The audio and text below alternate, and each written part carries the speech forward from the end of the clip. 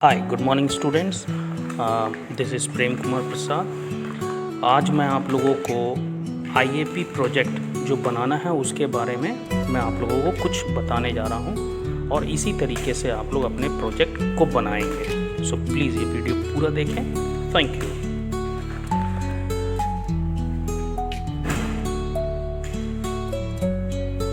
सो इस प्रोजेक्ट में आपको कवर पेज, जो पहला पेज होगा उस पेज में कॉलेज का नाम, डिपार्टमेंट नाम, प्रोजेक्ट का title, student name, roll number, registration number, semester, session और नेम ऑफ सुपरवाइज़र और टीचर, ये आप लोगों को लिखना होगा। इसका एक फॉर्मेट मैंने बगल में दिया हुआ है, आप लोग देख सकते हैं।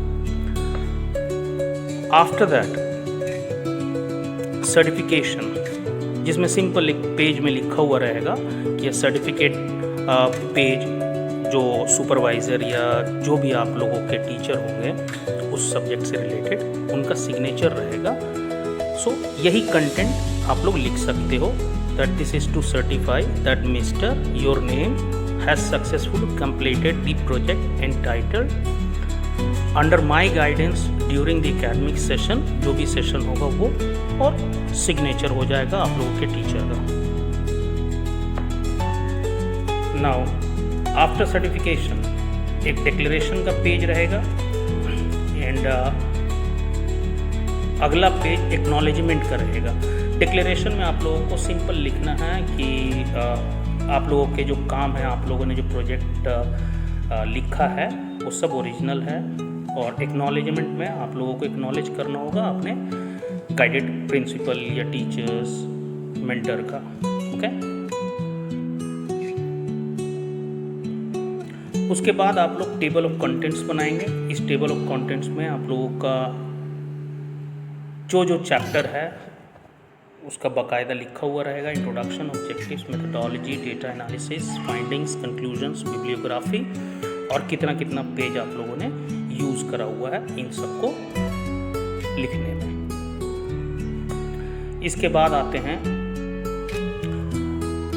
Main part of your project work. तो पहला चैप्टर 1 जो स्टार्ट होगा वो इंट्रोडक्शन से होगा।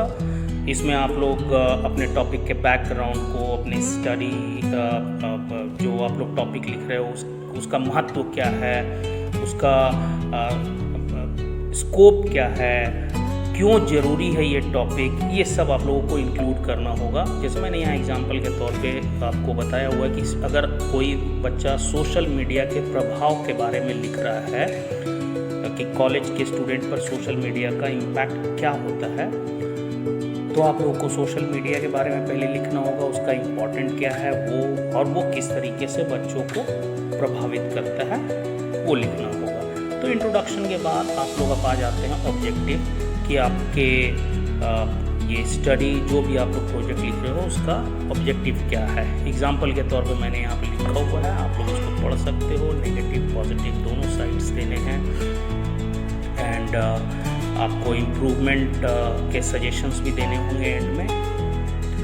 नाउ थर्ड चैप्टर पे आते हैं। थर्ड चैप्टर है आपका रिसर्च मेथोडोलॉजी। इसमें आपको वो सारी जानकारी देनी होती है कि आप किस फील्ड के बारे में आप स्टडी कर रहे हो, उसके बारे में लिखना है।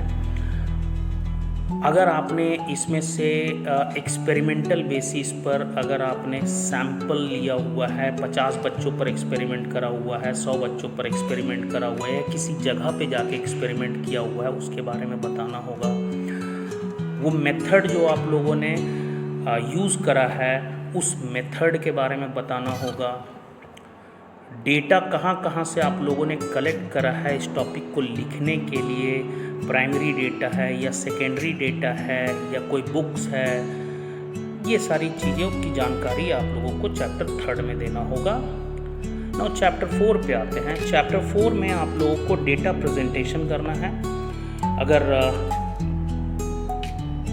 सर्किल वाला डेटा देना है, बार ग्राफ देना है, पाई चार्ट बनाना है, इस तरह की चीज़ें आप लोगों को करनी है। नाउ चैप्टर 5 में फाइंडिंग्स आप लोगों को लिखना होगा कि आप लोग ऐसे भी रेगुलर व्हाट्सएप, इंस्टाग्राम वगैरह में, आप लोग फेसबुक वगैरह में लगे रहते हो, रील्स वगैरह बनाते रहते हो, तो क्यों पॉपुलर है, क्यों ये आप लोगों को प्रभावित कर रहा है, ये सारी चीज़ें आप लोगों को इसमें लिखनी है फाइंडिंग्स में, ठीक है। और चैप्टर 6 में आप लोगों को सिंपल सजेशंस दे देना है कि कैसे इन सब चीज़ों को ठीक किया जा सकता है, कैसे और इम्प्रूवमेंट लाया जा सकता है, एंड फाइनली कंक्लूजन, ठीक है। तो कंक्लूजन सिंपल कि आपने 3 घंटे की मूवी को 10 मिनट में एक्सप्लेन करना है, उसी को कंक्लूजन कहते हैं, ठीक है। तो अब आप लोग आ जाओ। इसके बाद मैंने आप लोगों को अगले पेज में बिब्लियोग्राफी और रेफरेंसेस, बिब्लियोग्राफी मतलब और रेफरेंसेस मतलब ये होता है कि आपने जो भी ये डेटा, जो भी ये टॉपिक आपने लिखा हुआ है, इसका डेटा ये कहाँ से लिखा हुआ है, किस किस चीज़ों की हेल्प ली है आपने, बुक से, वेबसाइट से, कौन से जर्नल से, कौन से मैगजीन से, तो ये सारे बुक्स, वेबसाइट, जर्नल्स वगैरह आप लोग यहाँ पे रेफरेंसेस के तौर पर लिखोगे, ठीक है। एंड एक्सेल भी दे सकते हो, ये क्वेश्चनर सैम्पल है, आप लोग एक क्वेश्चनर अलग पेज में लिख सकते हो कि इस स्टडी से आप लोगों को किस एज ग्रुप वाले को मतलब जो भी आपके स्टडी को या रिसर्च को पढ़ेगा वो लास्ट पे क्वेश्चनर अपना बनाएगा कि मेरी एज ये है, मैं इतने घंटे सोशल मीडिया यूज़ करता हूँ। ये सारे क्वेश्चन 5 क्वेश्चंस हैं, ये आप दे सकते हो, कोई भी आपकी स्टडी को पढ़ेगा वो आंसर कर सकता है फाइनली, ठीक है।